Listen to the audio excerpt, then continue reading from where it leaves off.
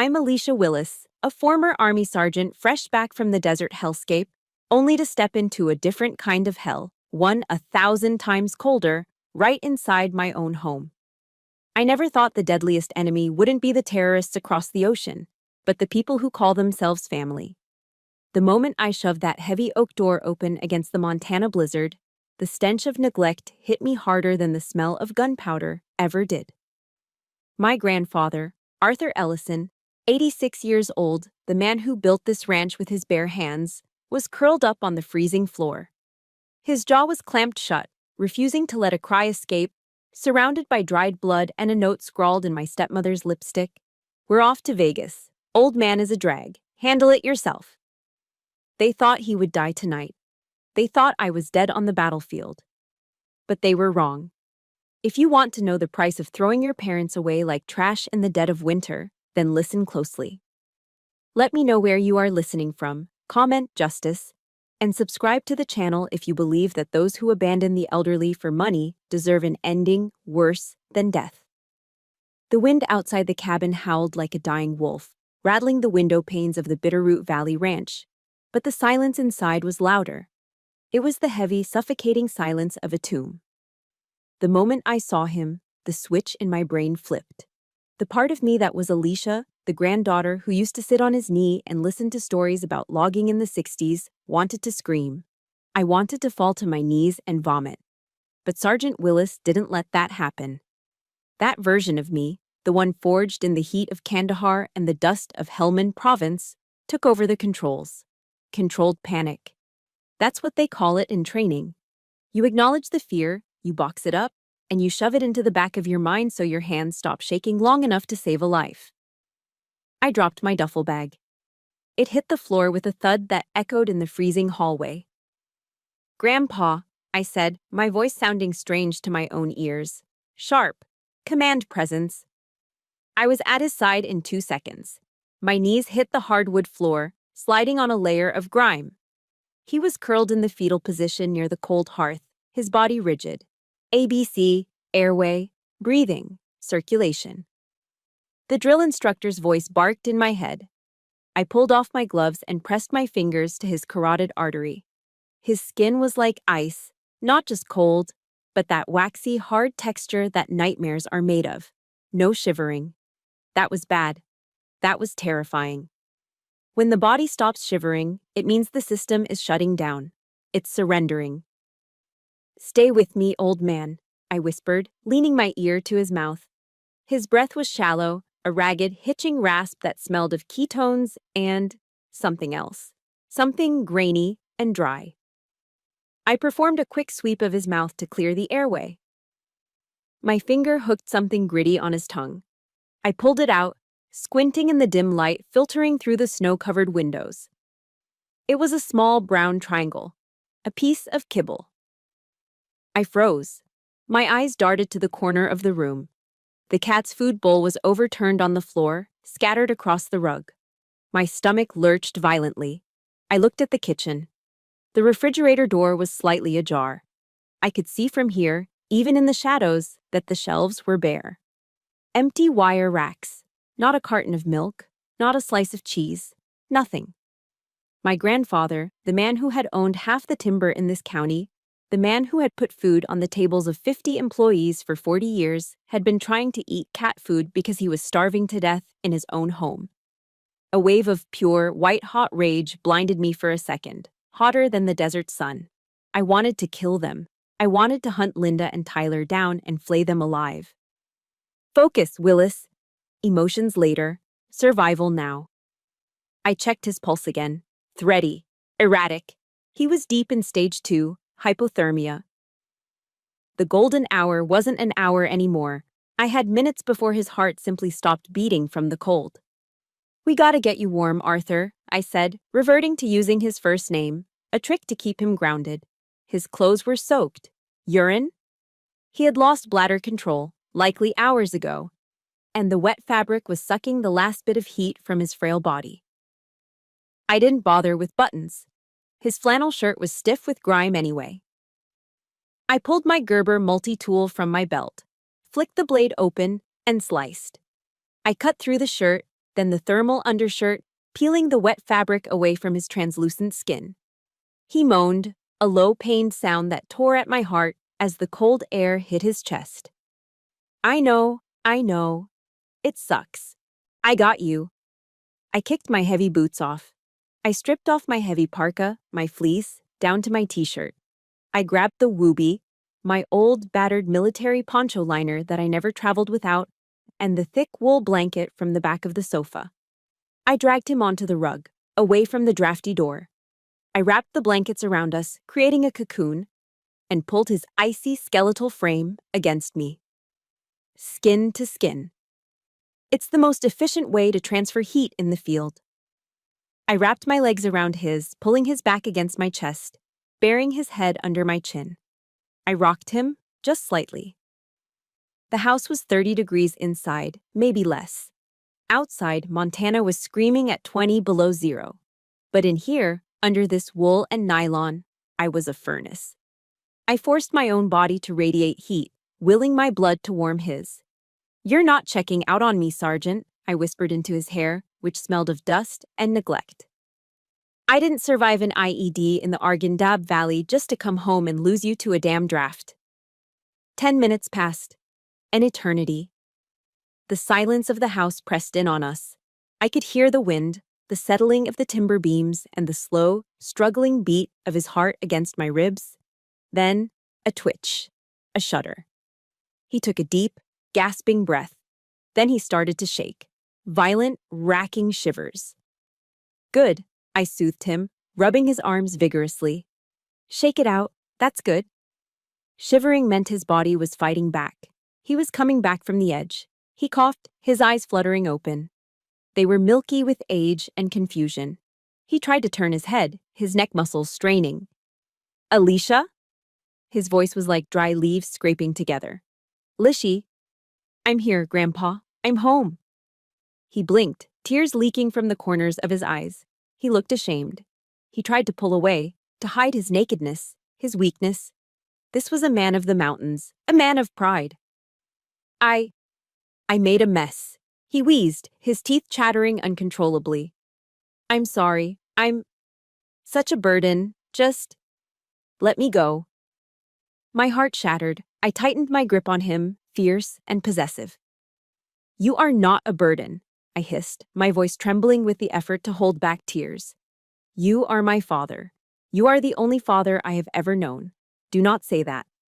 My eyes lifted from his face to the dining table. The note was still there, weighted down by a pepper shaker. Even from here, I could see the bright, obnoxious shade of Linda's favorite lipstick, cherry red. She wore it like armor. Off to Vegas.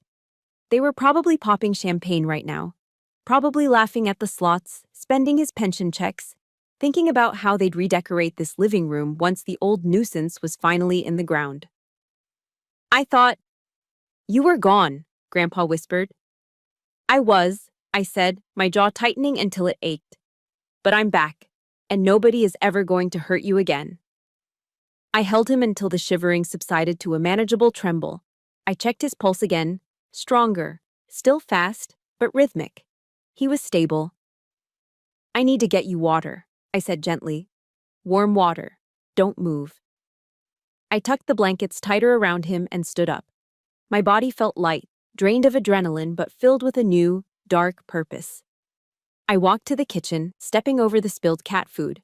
I needed to clear the trash. The smell was unbearable.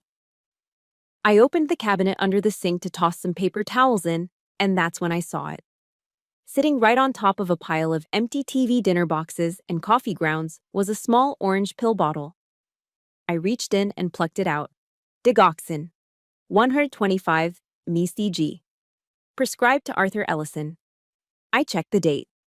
It had been filled 3 days ago. It should have been full. I popped the cap. Empty. I shook it upside down. Not even a dusting of powder. My blood ran cold, colder than the blizzard outside. Linda hadn't just forgotten to feed him. She hadn't just left him to freeze. Digoxin controls his heart rate. Without it, he dies. With too much of it, he dies. The bottle was empty. They didn't just leave him. They took his lifeline away and threw it in the trash like a used napkin. This wasn't negligence. This wasn't abandonment. I squeezed the plastic bottle until it cracked in my hand. I looked back at the shivering old man on the floor and then at the lipstick note on the table. This was attempted murder. The only light in the living room came from the dying embers in the stone hearth and the tactical flashlight I had set on the coffee table. Outside, the Montana blizzard had turned into a low, mournful howl, battering the log walls like a wild animal trying to get in. I sat in the armchair across from the sofa where I had made a makeshift bed for Grandpa. My hands were busy, moving with a muscle memory that didn't require conscious thought. Disassemble, wipe, oil, reassemble. My Sig Sauer P320 lay in pieces on a clean rag. The smell of gun oil mixed with the scent of old wood smoke and the lingering copper tang of the blood I'd cleaned off the floor earlier. Grandpa Arthur was sleeping now, his breathing still raspy but steady. Every time he hitched a breath, my heart skipped a beat. I watched his chest rise and fall, counting the seconds. In, out. It was in this silence, this heavy, suffocating vigil, that the ghosts started to creep out of the woodwork.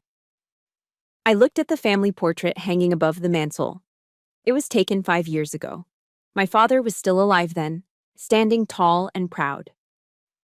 I was in my dress blues, having just made sergeant. But the focus of the picture wasn't us. It was Linda, standing dead center in a shimmering dress that cost more than my first car, and Tyler, looking bored and smug in a suit that didn't fit him. I remembered the day Dad died. A heart attack, they said. Quick, painless. I remembered the funeral even better. It was a rainy Tuesday. Linda had thrown herself onto the casket, sobbing so loud the priest had to pause the eulogy. She played the grieving widow to perfection, clutching a lace handkerchief, accepting condolences from the town council members. But I was standing right behind her. I saw what the neighbors didn't. Every time she wiped her eyes, her gaze didn't go to my father's picture. It darted to the man in the gray suit standing by the exit, the family attorney. She wasn't crying for her husband. She was crying because the reading of the will wasn't happening fast enough. I snapped the slide back onto my pistol with a sharp metallic click.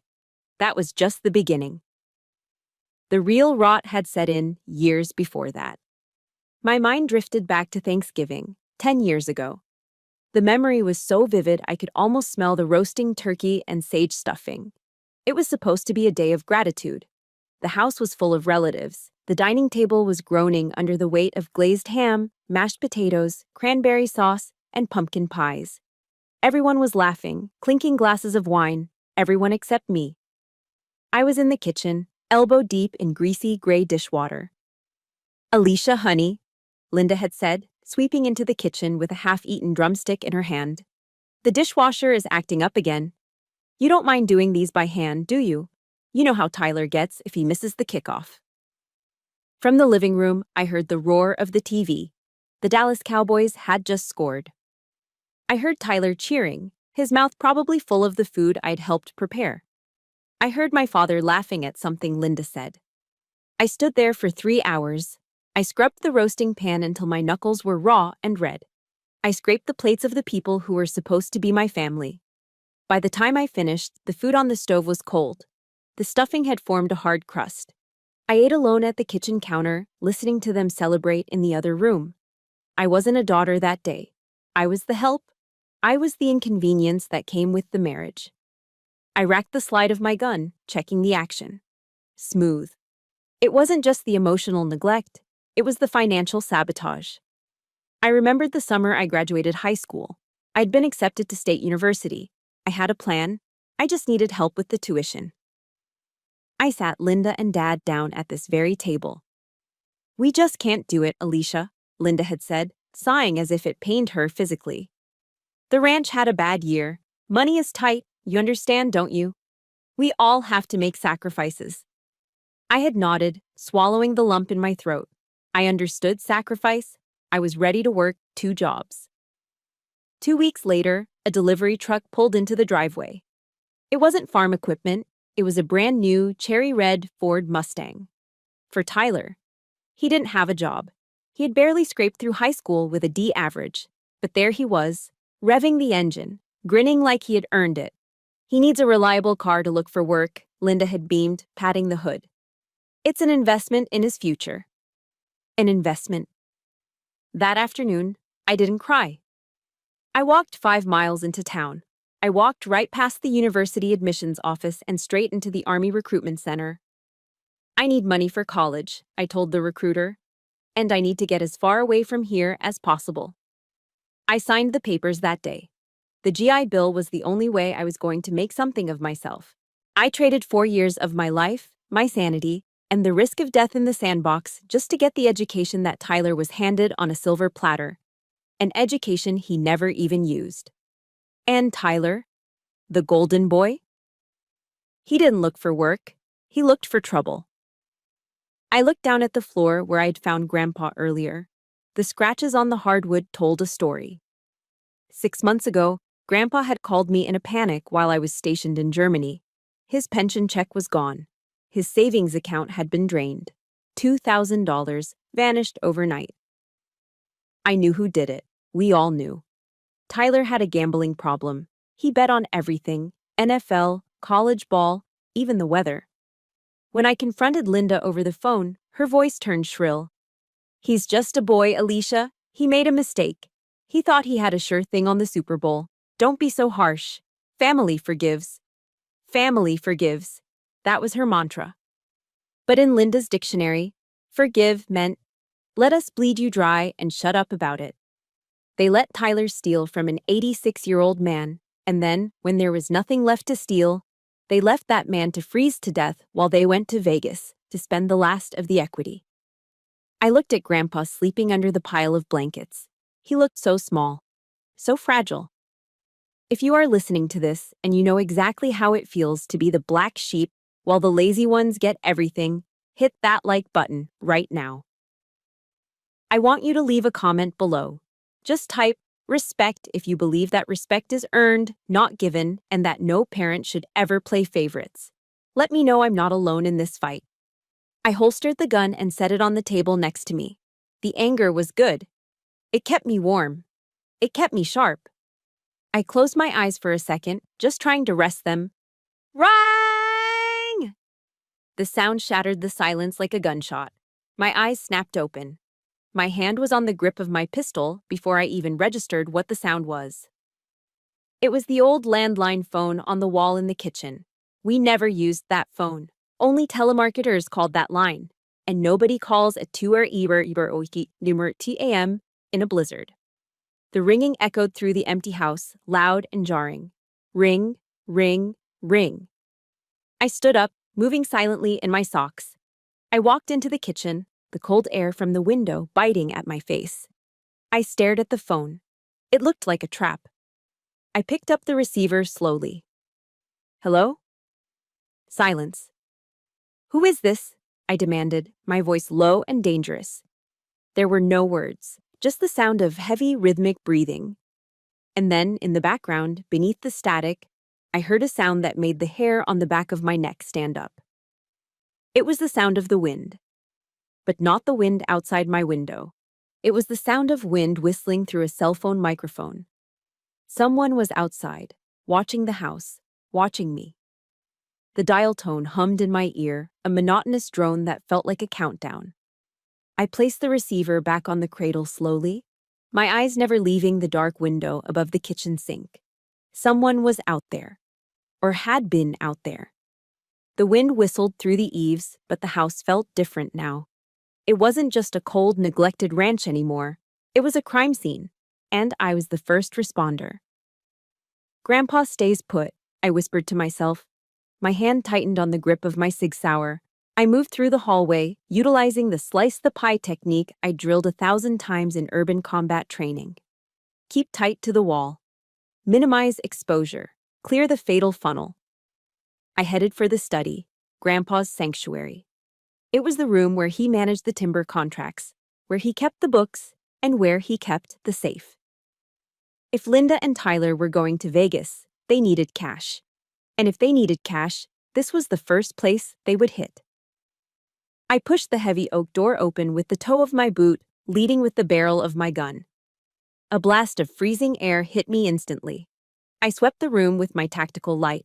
The beam cut through the darkness, illuminating swirling dust motes and snowflakes drifting in from outside. The window behind the mahogany desk was shattered. I approached it cautiously, crunching over glass shards. I shone the light on the floor. The glass was scattered across the Persian rug, extending 5 feet into the room. Physics doesn't lie. If the storm had blown the window in, the debris pattern would be erratic. If the pressure from inside had blown it out, the glass would be in the yard. But this was a concentrated impact point. Someone had smashed it from the outside, reached in, and unlocked the latch. But that was just the brute force entry. I checked the heavy deadbolt on the side door leading to the porch. I ran my finger over the keyhole. It was stripped. Raw metal gleamed in the flashlight beam. There were spiral shavings on the floor. Cobalt drill bit. Linda didn't know how to use a power drill. Tyler couldn't change a tire without calling AEAA. Whoever did this knew exactly where the tumblers were. They didn't kick the door in. They surgically removed the lock to maintain silence. My stomach tightened. This was professional. I turned the beam toward the corner of the room, behind the large elk painting that usually hid the wall, safe. The painting was on the floor, the canvas ripped. The heavy steel door of the safe stood wide open, gaping like a toothless mouth. I walked over and crouched down. It was empty. The stack of cash Grandpa always kept for emergencies, usually about $5,000 in small bills, was gone. The leather binder containing the deed to the ranch, gone. The titles to the trucks and the tractors, gone. But my eyes fixed on a small empty space on the top shelf. A rectangular space in the dust. My breath hitched. "No," I whispered. "You didn't." I frantically swept the light around the floor. Maybe they dropped it. Maybe they didn't know what it was. Then I saw it. The purple velvet box tossed into the corner near the wastebasket. I picked it up. It felt light. Too light. I opened the lid. The silk lining was torn. The metal was gone. My father's purple heart. The medal he earned in Fallujah. The piece of metal they gave us after he took shrapnel in his chest protecting his squad. It wasn't currency. It wasn't gold bullion. It was his blood. It was the only thing I had left of him that felt holy. Linda had taken it. She had probably pawned it at a shop in Missoula for $50 to buy a tank of gas or a pack of cigarettes. I gripped the empty velvet box until my knuckles turned white. This wasn't just theft, it was desecration. They had sold my father's honor for pocket change. I stood up, the rage simmering down into a cold, hard knot in my chest. I needed to know the extent of the damage. I moved to the wastebasket. Linda was sloppy. Narcissists always are. They think they're too smart to get caught. I pulled out a crumpled ball of paper. I smoothed it out on the desk. It was a draft of a quitclaim deed, a document transferring property ownership. Grantor, Arthur Ellison. Grantee, Linda Ellison.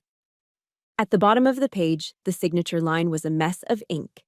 Arthur Ellison, A. Ellison.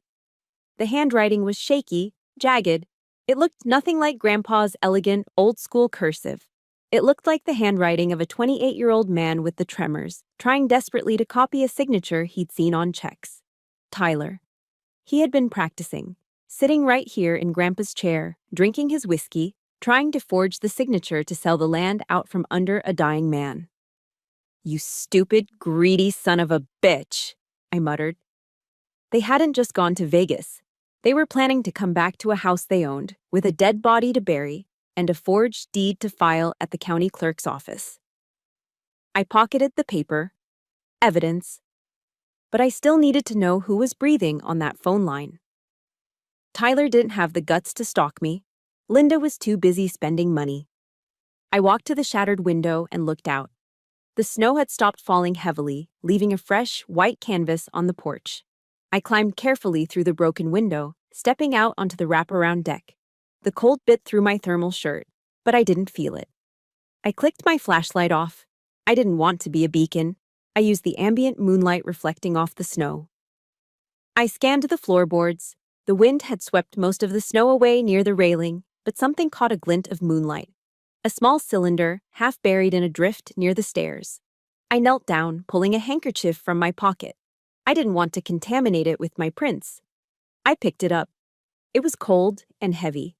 A brass shell casing. I brought it close to my eyes. 9mm Luger. I stared at it, my mind racing through the ballistics. This is Montana. In the Bitterroot Valley, every household has guns. We have .308s for elk. We have 30.06 for deer. We have 12-gauge shotguns for home defense and bears. Hunters don't use 9mm. A 9mm is a pistol round. It has no stopping power against a grizzly. It has no range for hunting game. It's a city caliber. It's a tactical round. It's used by police, military, and organized crime. Grandpa didn't own a 9mm. He was an old revolver man, a 357 Magnum.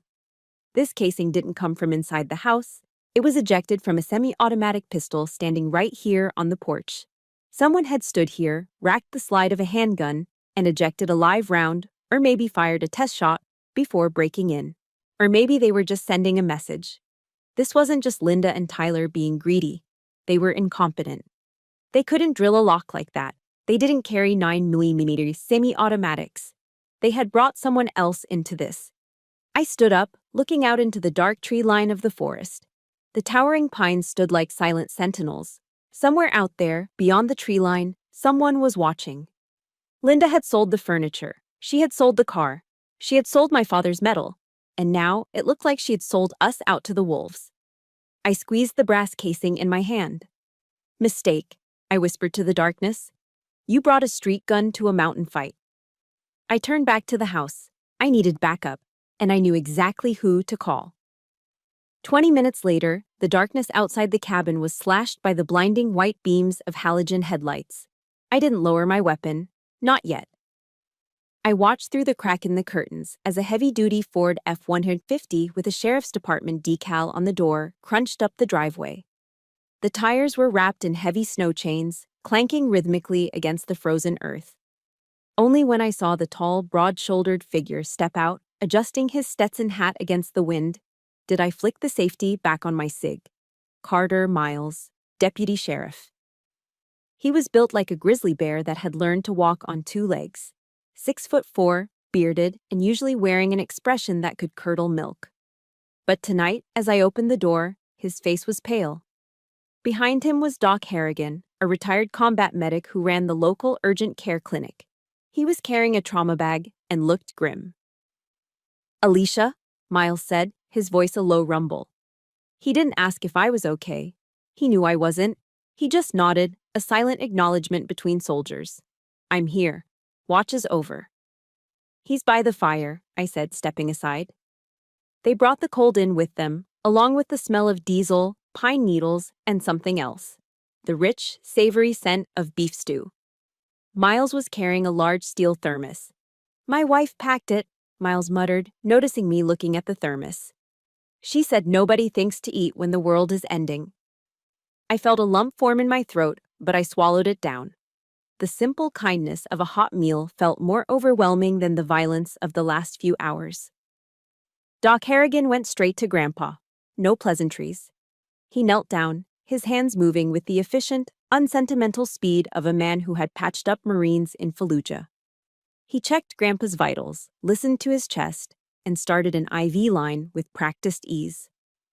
He's tough as old leather, Doc muttered, taping the line to Grandpa's thin arm. Fluid replacement, warming blanket. He'll make it, Alicia. But his heart, it's straining. He needs his meds. I know, I said, my voice tight. They took them. Miles, who had been standing back to give the doc room, finally stepped forward. He took off his hat, holding it against his chest with both hands. It was a gesture of respect I hadn't seen in years. He looked down at the man lying on the rug. Arthur Ellison wasn't just an old man to the people of this valley. He was a pillar. He had built the community center. He had loaned money to farmers during the drought without asking for interest. He had taught half the boys in the county how to hunt, fish, and be men. Miles stared at Grandpa's sunken cheeks, the bruises on his arms from the cold, and the humiliating pile of dirty clothes I had cut off him in the corner. The big deputy's shoulders started to shake. He dropped to one knee, ignoring the hard floor. He reached out and took Grandpa's limp, cold hand in his massive, calloused paw. "Mr. Arthur," Miles whispered. His voice cracked. I watched, stunned. Carter Miles was the kind of man who would wrestle a steer and not break a sweat. He was the law in this valley. And he was crying. Big, heavy tears rolled down his bearded cheeks, disappearing into his collar. "He taught me to shoot," Miles said, not looking at me. He was talking to the floor, or maybe to God. I was 12. My dad was a drunk. Arthur found me sitting on a stump out by the creek, trying to load a .22 rifle. He didn't yell. He didn't call the cops. He sat down next to me and showed me how to hold it. He said, "A weapon is a responsibility, son. Just like a life." Miles squeezed Grandpa's hand gently. He gave me my first job at the mill when nobody else would hire me. He saved my life, Alicia. And I let this happen. I let those vultures pick him clean. "You didn't know, Carter," I said softly, placing a hand on his shoulder. The fabric of his uniform was cold, but his grief was burning hot. "I should have known," he hissed, wiping his eyes aggressively with the back of his hand. The sadness was evaporating, replaced by a dark, dangerous anger. "Where are they?" "Vegas, or so the note says." "And the break-in?" Miles stood up, putting his hat back on. The deputy sheriff was back. "You said on the phone you found something." I reached into my pocket and pulled out the handkerchief containing the brass casing. I held it out to him. Miles shone his flashlight on it. His eyes narrowed instantly. 9mm, he grunted. "Parabellum." "Not a hunter," I said. "No, definitely not." Miles looked at me, his expression grim. "This confirms the rumors. We've had bolo alerts from the feds about a new player moving into the valley. Jonas Creed." The name hung in the air like smoke. "Real estate developer?" I asked. "Frontman," Miles corrected. "He's buying up land along the northern ridge, discontiguous parcels. But if you connect the dots on a map, they form a straight line through the forest." "A route," I realized. "Smuggling." Miles nodded. "Drugs coming down from Canada, guns going up. The terrain is too rough for Border Patrol to monitor effectively. But they need a staging ground, a hub. They need a place with big barns, secluded roads, and access to the old logging trails." I looked around the room. "They need the Ellison Ranch." "Exactly," Miles said. "Linda and Tyler are just pawns. Useful idiots. They probably owe Creed money, or he promised them a payout that would make Vegas look like a petty cash drawer." "But Creed, he's dangerous, Alicia.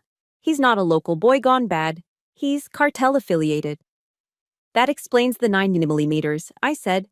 "And the drill on the lock." "I'm calling it in," Miles said, reaching for his radio.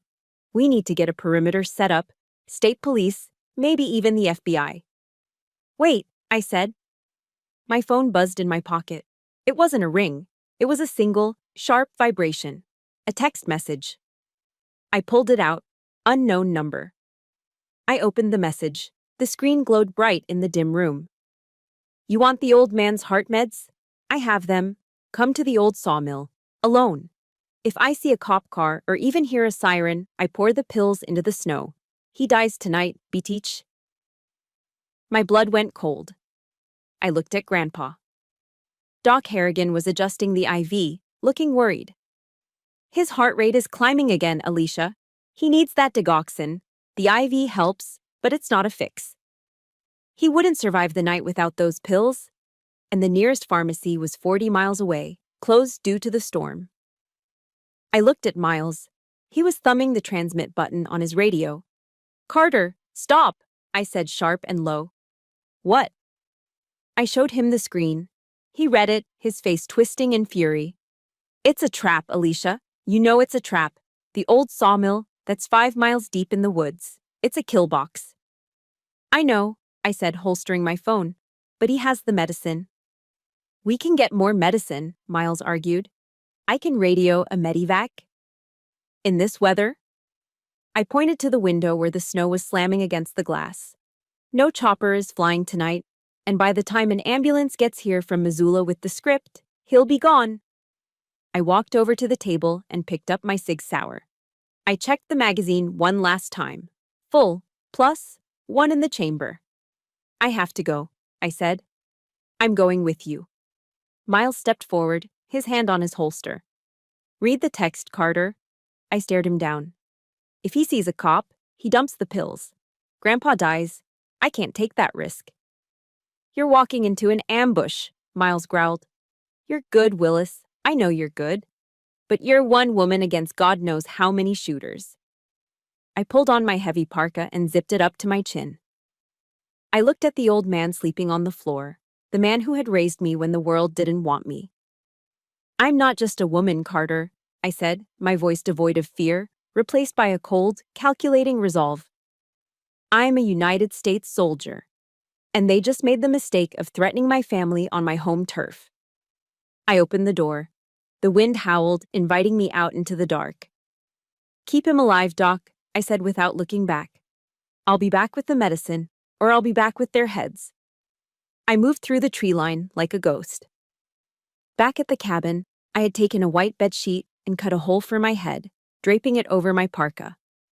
It was a crude form of winter camouflage, what we used to call hilly-billy snow camo in training exercises. But in a blizzard at night, it rendered me invisible. The old sawmill loomed ahead, a skeletal beast of rusted iron and rotting wood against the gray sky. It had been abandoned since the logging crash in the 90s, a place where teenagers went to drink and vandals went to break things. But tonight, it was alive. Yellow light spilled from the dirty windows of the foreman's office on the second floor.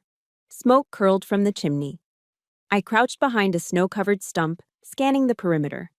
2 vehicles were parked near the loading dock. One was a black Cadillac Escalade, tinted windows, mud-terrain tires, expensive. That belonged to Jonas Creed.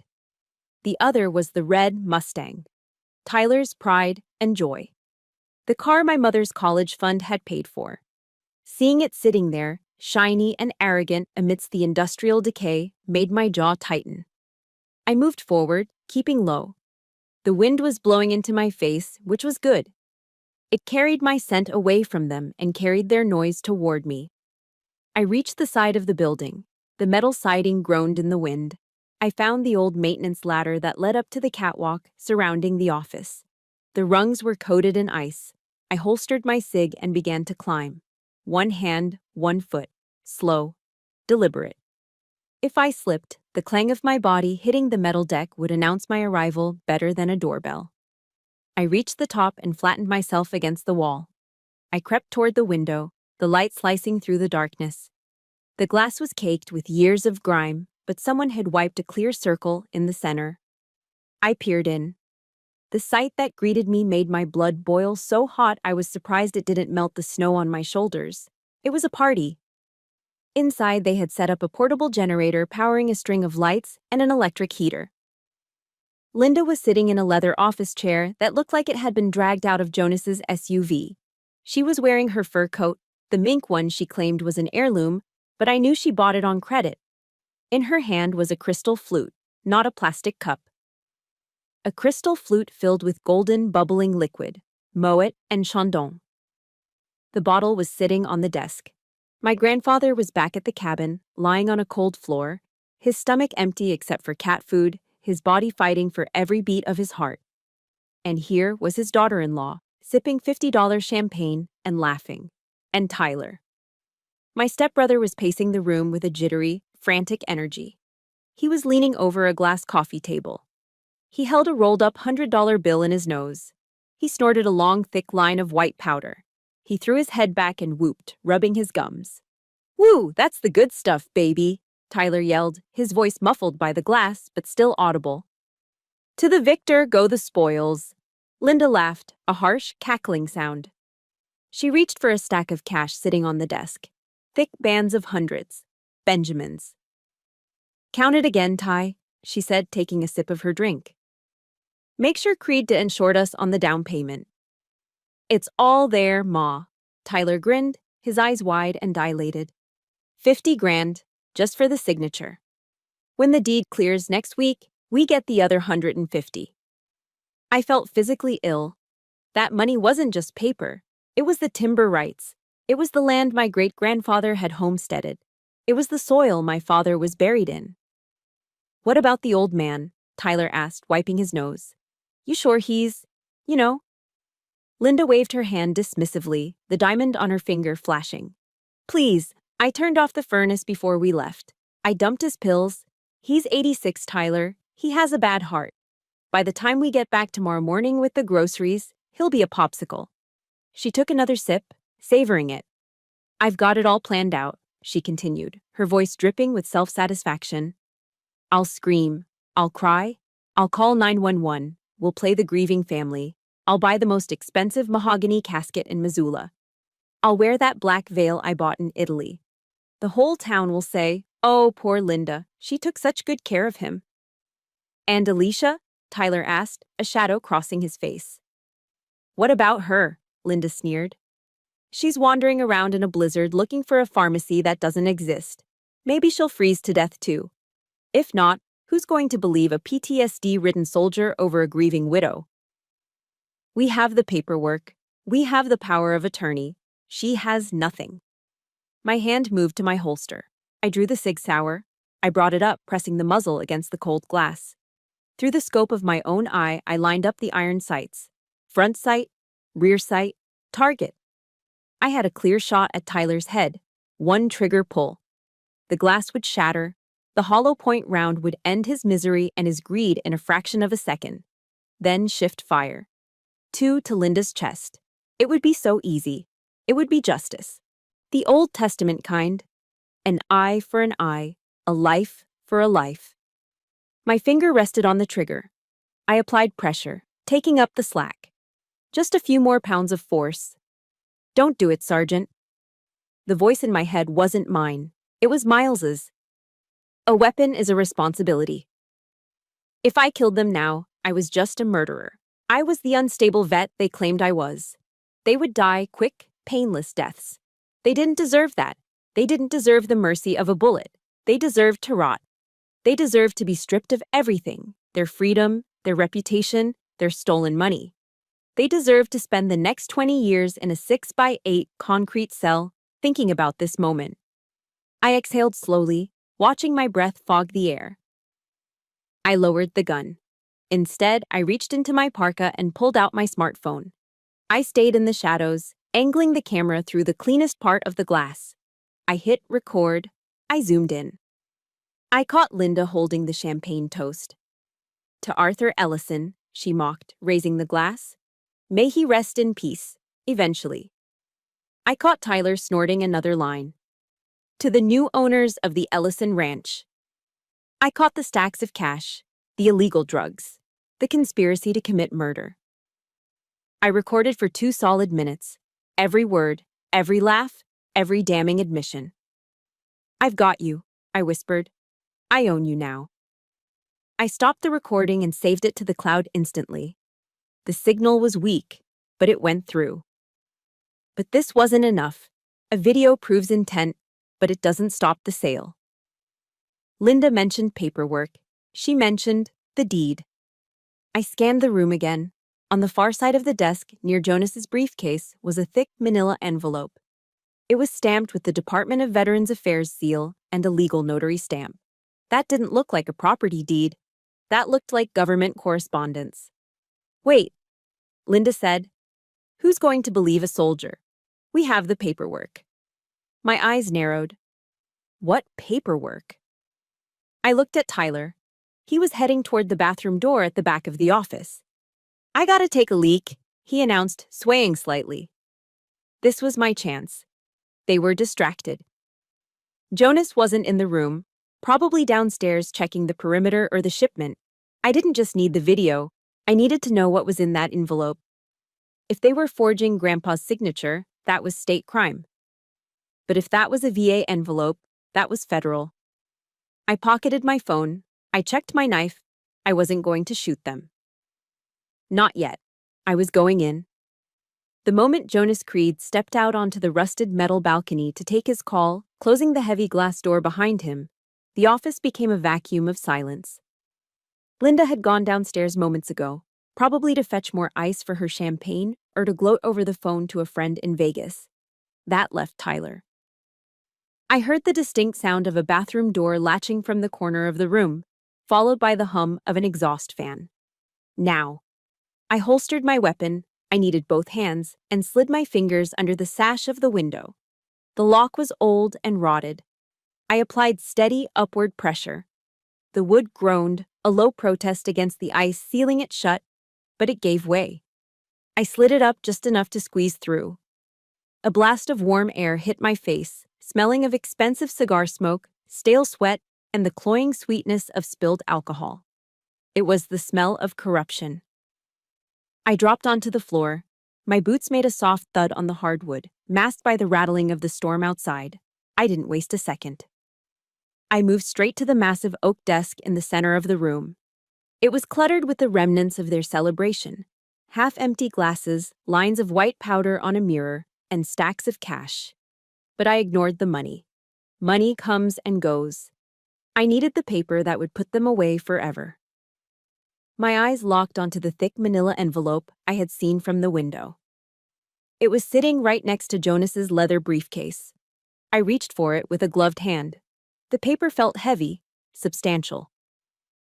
In the upper left corner was a seal I knew better than my own face. The eagle, the flags, the gold embossing. Department of Veterans Affairs, official business, penalty for private use, $300. My heart hammered against my ribs, a frantic drumbeat of warning. Why would Jonas Creed have VA correspondence?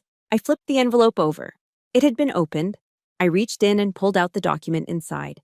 It was a single sheet of heavy bond paper, bordered in black. I read the header, and the world stopped spinning. Certificate of death. Name of deceased. Alicia Marie Willis. Rank, E5, Sergeant Social Security Number, XXX, GX, 4921. Date of death, October 14, 2023. Place of death, Kandahar Province, Afghanistan. Cause of death, traumatic injury, IED blast. I stared at the words, my breath trapped in my lungs. I read it again, and again. I wasn't looking at a forgery. I was looking at my own obituary. My hands started to shake. This wasn't just Linda being greedy. This wasn't just Tyler being a thief. This was erasure. They hadn't just ignored my existence. They had actively orchestrated my death. I scanned the bottom of the document. There were signatures, a corrupt medical examiner, a bribed notary. And there, listed as the informant and next of kin, Linda Ellison. The pieces of the puzzle slammed together in my mind with the force of a physical blow. Grandpa's will left everything to me. But if I was dead, legally, officially dead, then the inheritance laws of Montana would kick in. The estate wouldn't go to a dead soldier. It would bypass me entirely. It would go to the closest living relative of Arthur Ellison. Since he had no other children, and if he died intestate, without a valid heir, the state would look for a spouse, Linda. They were going to kill Grandpa tonight by withholding his medication. And tomorrow, when the lawyers looked for the heir, they would find a death certificate for Alicia Willis filed months ago. Linda would get the ranch, the timber, the land. And I would be nothing more than a ghost, a clerical error that nobody would bother to investigate until the bulldozers were already tearing down the cabin. A cold fury, darker and deeper than anything I had ever felt in combat, washed over me. This was a federal crime, wire fraud, identity theft, stolen valor. This wasn't a family dispute anymore. This was an act of war. I want you to pause for a second. Imagine holding a piece of paper that says you are dead, signed by the woman who raised you, just so she could steal your home. If this makes your blood boil like it does mine, hit that like button right now. Comment, justice below. If you think Linda and Tyler deserve to rot in a federal prison for the rest of their miserable lives, I need to know you're with me on this. I folded the document and shoved it deep into the inside pocket of my parka, right next to my heart. Evidence. This was the nail in their coffin. I turned to leave. I had the video. I had the paper. I needed to get out, get to Miles, and bring the hammer of God down on this place. Whoosh! The sound of a toilet flushing roared from the corner of the room. I froze. The bathroom door handle turned. There was nowhere to hide. The desk was open-backed. The curtains were sheer. If I moved to the window, he would see the motion. I pressed myself flat against the wall, into the deep shadow of a tall filing cabinet, praying the darkness would hold. Tyler stepped out. He was zipping up his jeans, humming a jagged, off-key tune. He looked disheveled, his eyes red-rimmed and glassy from the drugs. He walked toward the desk, likely to do another line of coke before Jonas came back inside. He walked right past me. He didn't see me. His focus was entirely on the mirror and the white powder on the table. I held my breath. Just take the drugs, Tyler. Take the drugs and look away. He reached for the rolled-up bill. But then he paused. He frowned. He looked down at the floor, right next to the expensive Persian rug. The hardwood floor was polished to a shine. But there, cutting across the pristine surface, was a trail. Black, muddy, wet footprints. My boots. I had walked in from the storm. The snow caught in the treads of my combat boots had melted in the warmth of the office, leaving a perfect, damning trail of evidence leading from the window, right to the filing cabinet. Tyler stared at the wet prints. His drugged brain churned slowly, processing the visual data. Water, snow, footprints. He turned his head slowly, following the trail. His eyes moved across the floor, up the wall, and locked directly onto mine. For a second, there was no sound but the wind rattling the window I had left unlatched. Tyler's jaw dropped. His eyes bulged. The arrogance vanished, replaced by sheer, primal terror as he recognized the figure standing in the shadows. He saw the snow camo drape. He saw the cold, dead eyes of his stepsister. And he saw the Sig Sauer P3 20 in my hand. He didn't run. He didn't fight. He opened his mouth and screamed, "Jonas! She's here! Help!" The scream tore through the building, piercing the walls, echoing out to the balcony. I cursed. The element of surprise was gone. The glass door to the balcony shattered inward as Jonas kicked it open, a submachine gun in his hands. The hunt was on. The glass door to the balcony didn't just open, it exploded inward, showered the office with glittering shards. Jonas Creed stood in the frame, silhouetted against the storm, the muzzle of a submachine gun spitting fire. Pop, pop, pop, pop. Bullets chewed up the oak desk, sending splinters flying like shrapnel. I didn't think. I didn't hesitate. I let gravity and training take over. I vaulted over the windowsill, launching myself into the freezing void. It was a 15-foot drop, but the snowdrift below was nearly 4 feet deep. I hit the powder hard, rolling instantly to disperse the impact. The cold rushed into my nose and mouth, sharp as broken glass, but I was already moving before I even stood up. "Get her!" Jonas roared from above. "She has the files!" I scrambled to my feet, the bedsheet camouflage billowing around me like a ghost's shroud. I didn't look back. I sprinted for the tree line, my boots churning through the heavy drifts. Behind me, the heavy thud, thud, thud of boots on the metal staircase told me the hunt was on. I hit the cover of the dense pine forest just as a erratic burst of gunfire clipped the bark of a tree next to my head. Pine needles rained down on me. I dove behind a massive ponderosa pine, pressing my back against the rough bark. My heart was hammering against my ribs, but my hands were steady. I checked my SIG, still functional.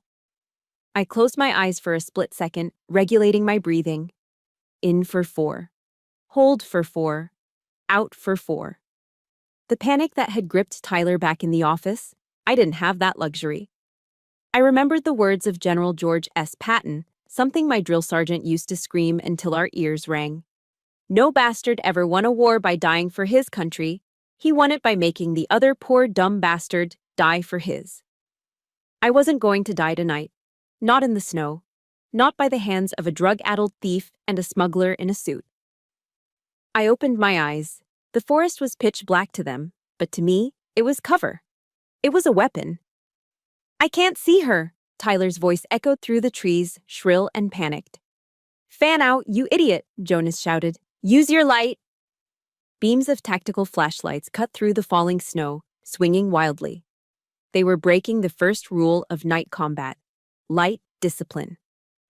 In the dark, a flashlight doesn't help you see. It tells the enemy exactly where to shoot. They were painting bullseyes on their own chests. I moved deeper into the shadows, circling back. I wasn't running away anymore. I was flanking. I watched them from behind a cluster of scrub oak. Tyler was stumbling through the snow, waving a pistol around like he was in a gangster movie. Jonas was further back, moving slower, his expensive shoes slipping on the ice. Tyler was terrified. I could hear his hyperventilating from 20 yards away. The cocaine had turned his paranoia up to 11. I reached down and scooped up a handful of dense, wet snow. I packed it tight into a hard ball. I looked at a thicket of bushes to Tyler's right, about 10 yards away from where I actually was. I threw the snowball with a pitcher's arm. Thwack! It hit the dry brush with a sound like a footstep. Tyler spun around, eyes wide, pupils blown. "There!" he screamed. He didn't aim. He just pulled the trigger. Bang! Bang! Bang! He fired 3 rounds wildly into the dark. Crash! The sound of shattering glass echoed from the loading dock behind them. "You moron!" Jonas shrieked. Tyler had missed the bushes entirely. His stray rounds had flown past the trees and plowed straight into the windshield of Jonas's black Cadillac Escalade. "That's my truck!" Jonas roared, lowering his weapon to stare at his ruined vehicle. "I saw her! I saw her!" Tyler gibbered, swinging the gun back and forth. "You shot my windshield, you junkie!" While they were screaming at each other, distracted by their own incompetence, I made my move. I stepped out from behind the tree, leveling my Sig Sauer. I was 30 yards away. An easy shot. I could have dropped Tyler right then. A center mass shot would have ended him. But a dead Tyler was just a body. A living Tyler, terrified and facing 20 years in Leavenworth, was justice. Besides, I needed to make sure they couldn't follow me. I needed to isolate them here, 5 miles from civilization, in a blizzard. I took a breath. Front sight focus. I aimed at the front tire of the Escalade. P-A-Z-U-D-U. The tire exploded with a satisfying hiss, the heavy SUV listing to the left. Jonas and Tyler hit the dirt, scrambling for cover. "Sniper!" Tyler wailed, burying his face in the snow. I shifted my aim, the red Mustang, the symbol of everything Tyler had stolen from me.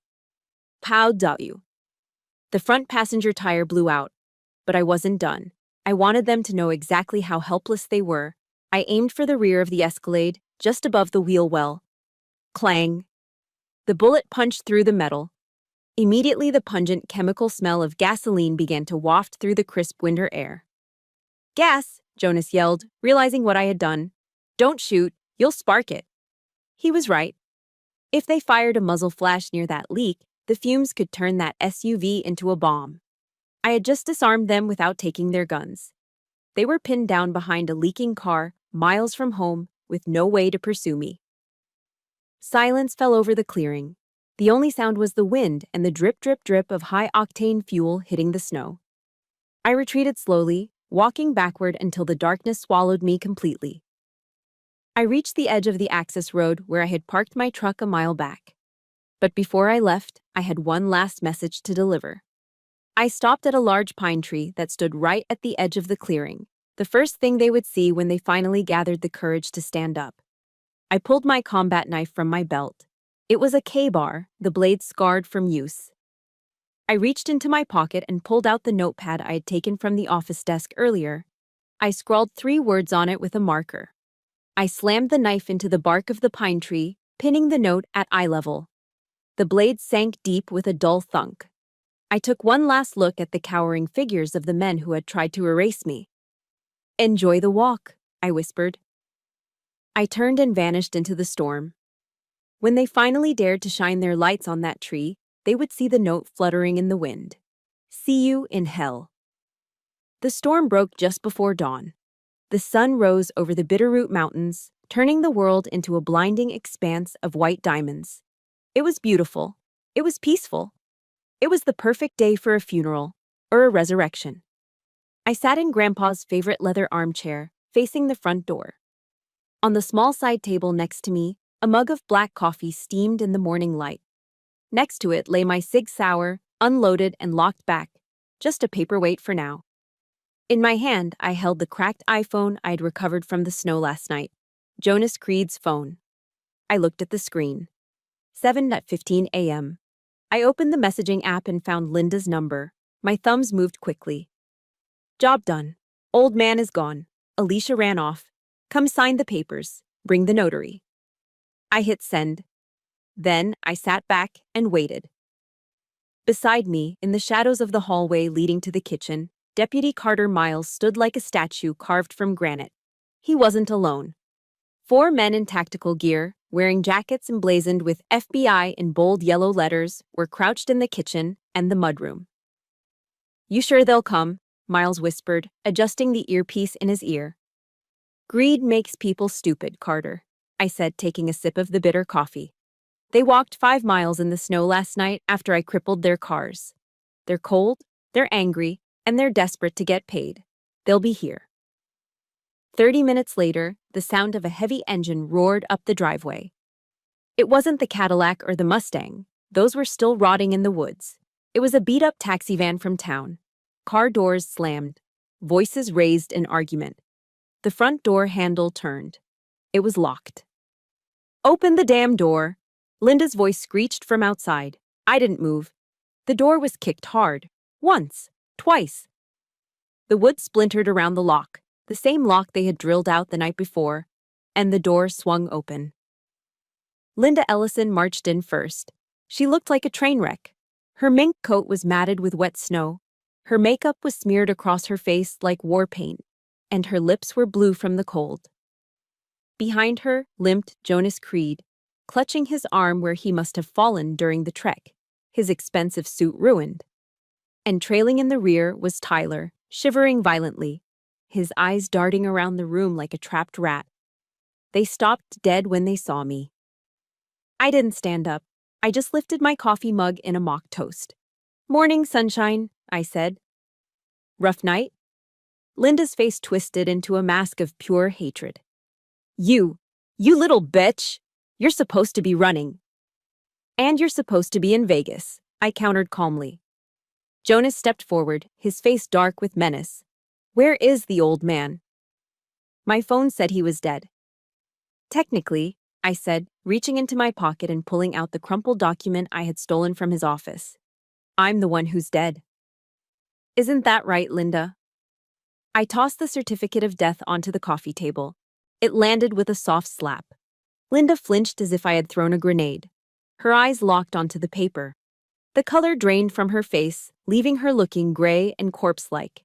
I found this in your boyfriend's office, I said, my voice hardening. Fraudulent filing with the Department of Veterans Affairs. Faking the death of a service member to bypass inheritance laws. That's not just a felony, Linda. That's treason against the family. You don't understand, Linda stammered, looking at Jonas for support. It was just a contingency. And this? I picked up my own phone and tapped the screen. My voice filled the room, amplified by the Bluetooth speaker on the bookshelf. I'll scream. I'll cry. I'll call 911. I'll buy the most expensive mahogany casket. By the time we get back, he'll be a popsicle. The recording echoed off the log walls. The silence that followed was deafening. Tyler started to hyperventilate. She recorded us. Ma, she recorded us. Shut up, Jonas roared, reaching into his jacket. Give me that phone. I wouldn't do that, I said, my eyes flicking to the hallway. Who's going to stop me? Jonas sneered, pulling out a snub-nosed revolver. You're alone, Willis. You and a dead old man. He's not dead, a gravelly voice said from the bedroom door. Jonas froze. Linda gasped, her hands flying to her mouth. Grandpa Arthur stood in the doorway. He was leaning heavily on Doc Harrigan, pale and weak, but he was standing. He was alive, and he was looking at his daughter-in-law with a look of disappointment that cut deeper than any knife. I heard you, Linda, Grandpa said, his voice shaking with emotion. I heard you laughing about the casket.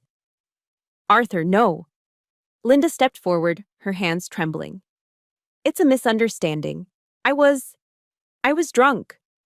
That's enough, I said, setting my coffee cup down with a sharp clack. Endgame.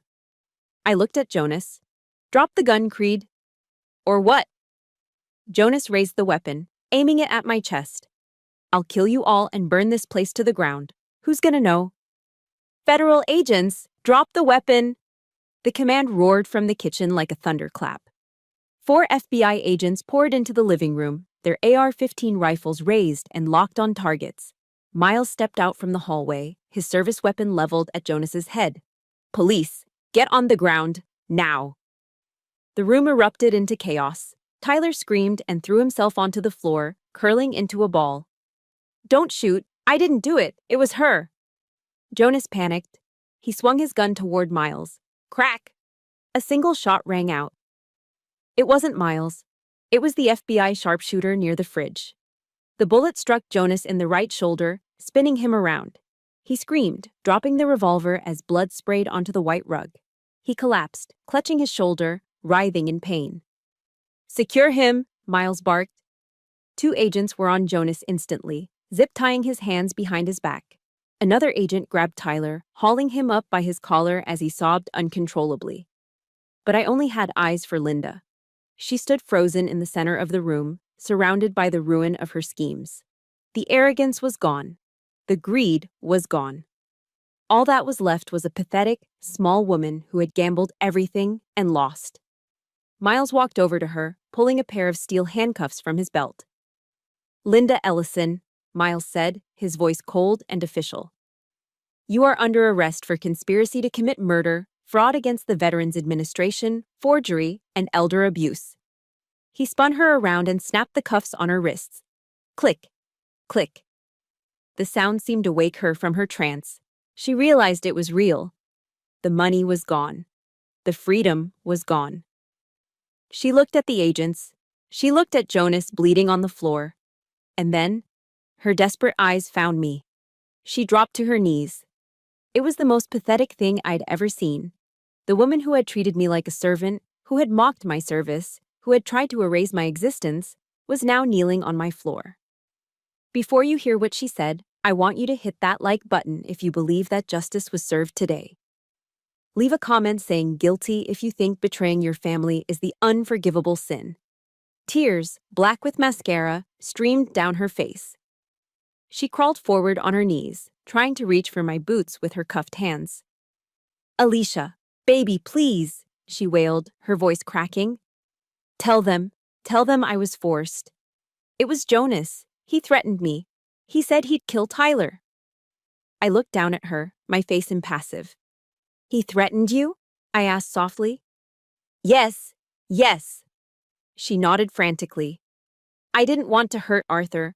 I love this family. I love you, Alicia. You're my daughter. The room went silent. Even the FBI agents paused to look at the display of sheer, shameless desperation. You love me, I repeated. I reached into my pocket and pulled out the death certificate one last time. I held it up so she could see her own signature on the bottom line. Is that why you signed my death warrant, Mom? She opened her mouth, but no words came out. Just a strangled sob of defeat. Get her out of my sight, I said to Miles. As they dragged her out the broken door, screaming and kicking, I felt a weight lift off my chest that I hadn't realized I'd been carrying for 10 years. The storm was over. The snow in the front yard was pristine white, sparkling under the morning sun like crushed diamonds.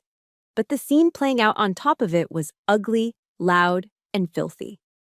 I stood on the porch, my arms crossed over my chest, watching the finale of a 10-year nightmare. The FBI agents were frog-marching Linda and Tyler toward the waiting black SUVs and the sheriff's cruiser. Jonas was already in the back of an ambulance, cuffed to the gurney, surrounded by armed guards. But Linda and Tyler weren't going quietly. As the reality of the situation sank in, the cold steel of the handcuffs, the grim faces of the federal agents, the utter collapse of their Vegas dream, the facade of their family bond disintegrated. It didn't just crack, it exploded.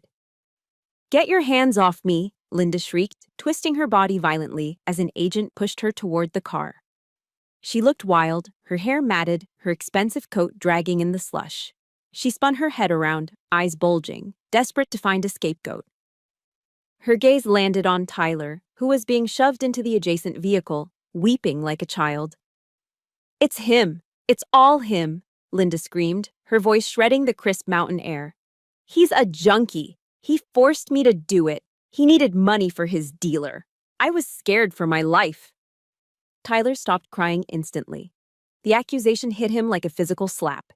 He whipped his head around, his face contorted with a mixture of shock and venomous rage.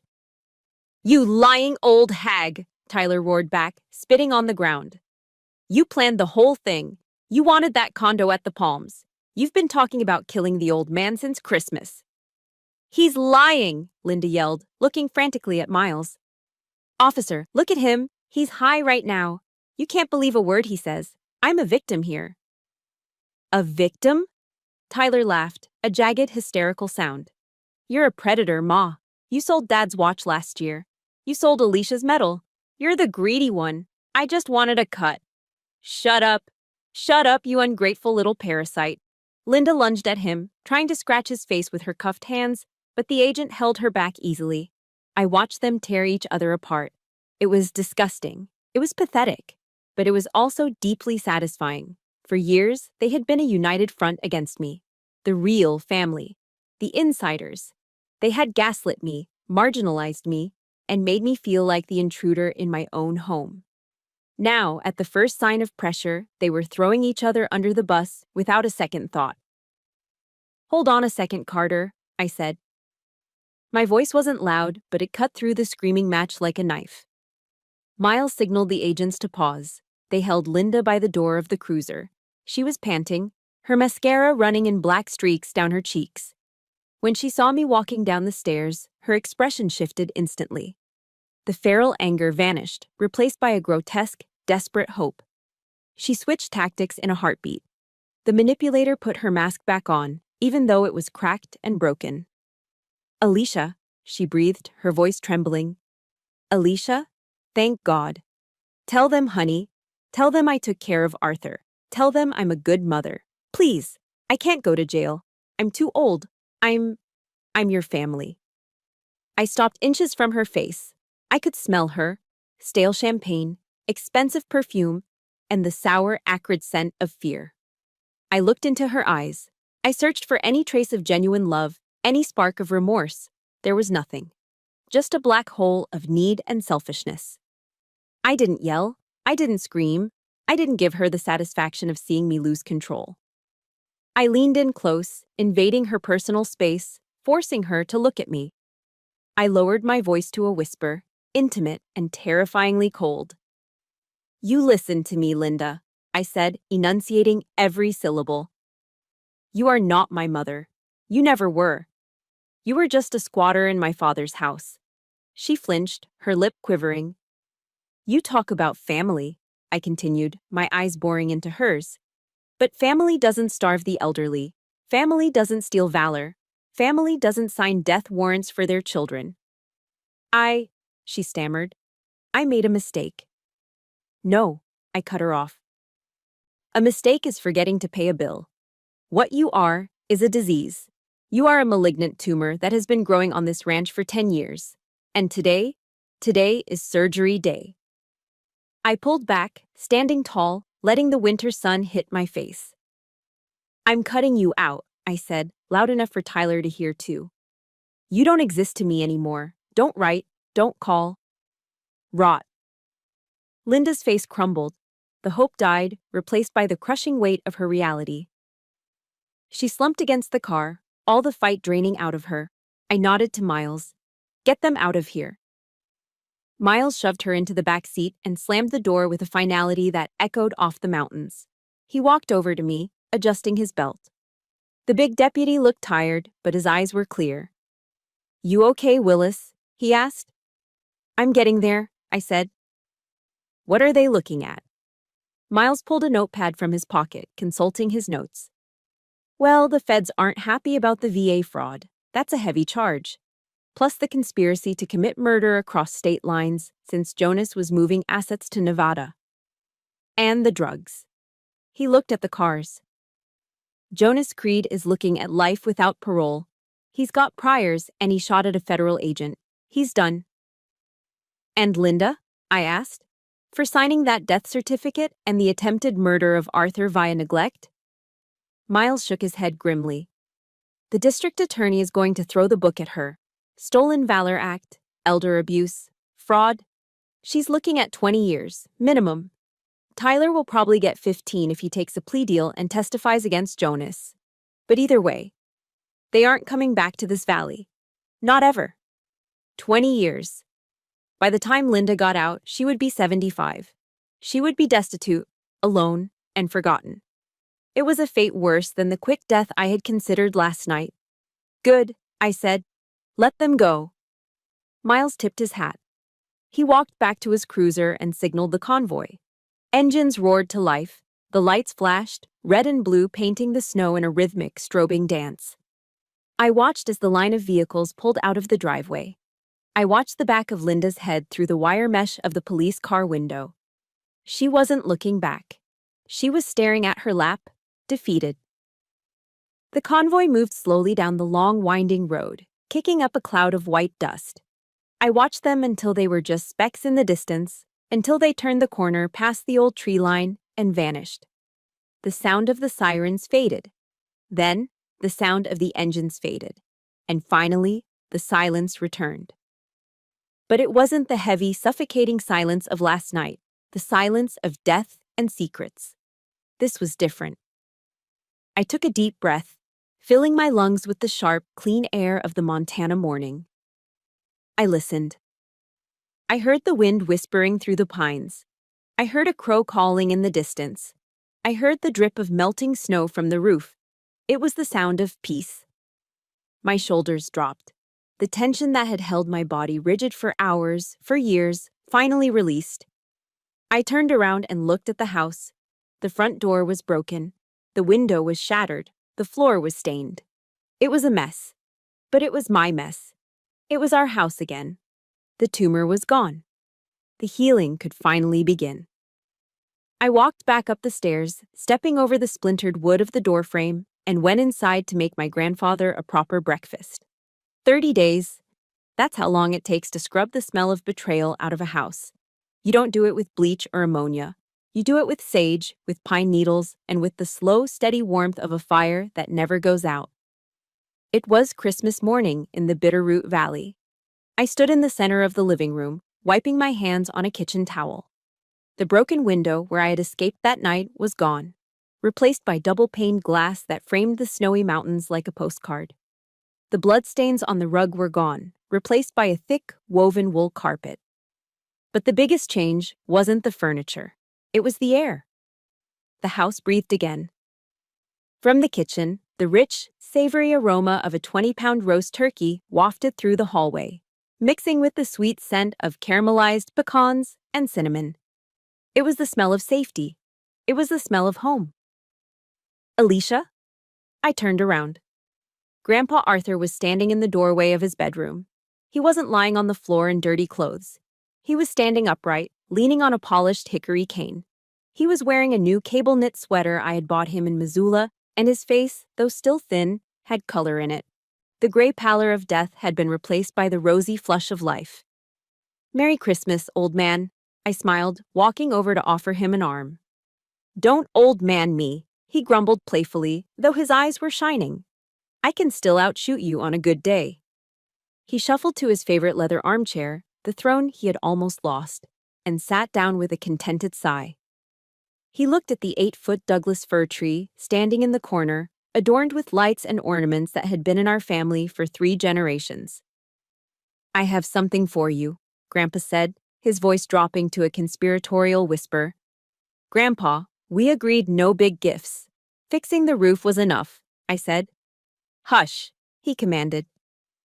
He reached into the deep pocket of his cardigan and pulled out a small, heavy object wrapped in a simple red handkerchief. He held it out to me. His hand trembled slightly, not from cold, but from Parkinson's, but his grip was firm. I took it. I unfolded the cloth. My breath caught in my throat. It was a pocket watch, solid gold, heavy and cool in my palm. On the front, engraved in elegant script, were the initials, J.W., John Willis, my father. I stammered, running my thumb over the engraving. I thought Linda sold this years ago. I haven't seen it since the funeral. Grandpa chuckled, a dry, raspy sound that sounded like music to my ears. She tried, he said, his eyes narrowing slightly at the mention of her name. She turned this house upside down looking for it. She tore apart his closet. She ransacked the attic. He tapped the floorboards with his cane. I pried up a loose board under my bed 5 years ago, he winked. I wrapped it in oilcloth and shoved it down next to the joists. I knew that woman would sell the fillings out of my teeth if she could. But I swore she would never touch John's watch. I looked at him, tears pricking my eyes. Even when he was weak, even when he was starving and freezing, he had been fighting. He had been protecting the legacy in the only way he could. It keeps good time, he said softly. It just needs winding, like this family. We just needed a little winding. Thank you, I whispered, clutching the watch to my chest. I'll keep it safe. I know you will, he nodded. You're the keeper now, Alicia. You always were. Ding dong. The doorbell chimed, a cheerful, welcoming sound that signaled guests, not intruders. That'll be the cavalry, I said, wiping my eyes. I opened the front door to a blast of cold air and warm laughter. Carter Miles stood there, not in his beige sheriff's uniform, but in a flannel shirt and jeans. Next to him was his wife, Sarah, holding a massive bowl of potato salad, and 2 little girls in puffy pink snowsuits who immediately bolted past me toward the tree. Delivery! Miles grinned, holding up 2 bottles of spiced eggnog. And before you ask, yes, Sarah made the potato salad, so it's actually edible. I heard that, Sarah laughed, stepping inside and giving me a hug that squeezed the breath out of me. Merry Christmas, Alicia. Merry Christmas, Sarah. Come in, it's warm. Within minutes, the silent, tomb-like cabin of last month was transformed. Jazz music played softly from the speakers. The clinking of silverware, the laughter of children, and the deep baritone of Miles and Grandpa talking about hunting filled every corner. I stood by the fireplace, watching them. Miles wasn't my blood. Sarah wasn't my cousin. Those kids weren't my nieces. But as I watched Miles carefully cut the turkey for Grandpa, making sure the pieces were small enough for him to manage, I realized something profound. Linda and Tyler shared my DNA. They shared my last name, and they had left us to die. Miles had kicked down a door to save us. He had cried for my grandfather. He had stood by me when the bullets were flying. Blood makes you relatives. Loyalty makes you family. I walked over to the window, needing a moment to contain the swelling in my chest. Outside, the snow was falling again, gentle and soft. I stepped out onto the porch, closing the door behind me to mute the noise of the party just a little. The air was crisp, smelling of pine resin and wood smoke. I looked up at the flagpole I had reinstalled yesterday. Old Glory, the stars and stripes, snapped crisply in the wind against the blue sky. The red, white, and blue stood out vibrant and defiant against the white backdrop of the mountains. I took a sip of the warm eggnog in my hand, feeling the heat spread through my chest. I thought about the dessert. I thought about the IEDs. I thought about the long, lonely nights in the hospital recovering from my injuries, wondering if I had a home to go back to. I thought about the enemy. Sometimes they wear turbans and plant bombs in the sand.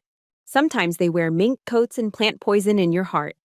But the mission was the same. Defend the perimeter. Protect the innocent. Hold the line. I looked back through the window. Grandpa was laughing at something one of the little girls said, his face crinkled in joy. He was safe. The ranch was safe. The wolves were in cages, and the sheepdog was standing guard. I touched the pocket watch in my pocket.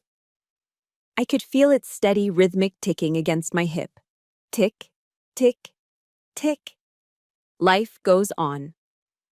I finished my drink, took one last deep breath of the free Montana air, and turned back to the door. My war was over. It was time to go inside and eat.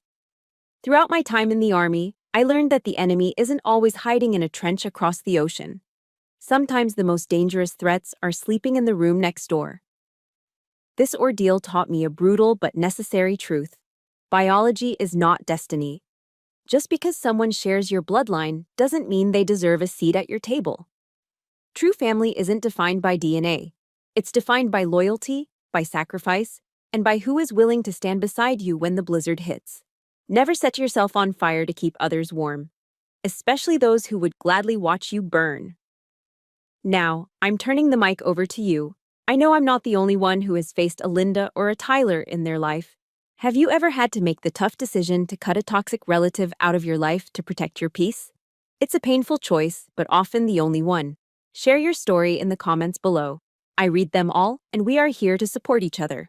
If you believe justice was served today, please hit that like button and subscribe to the channel. Let's build a community where no one has to fight alone. Stay safe and watch your six.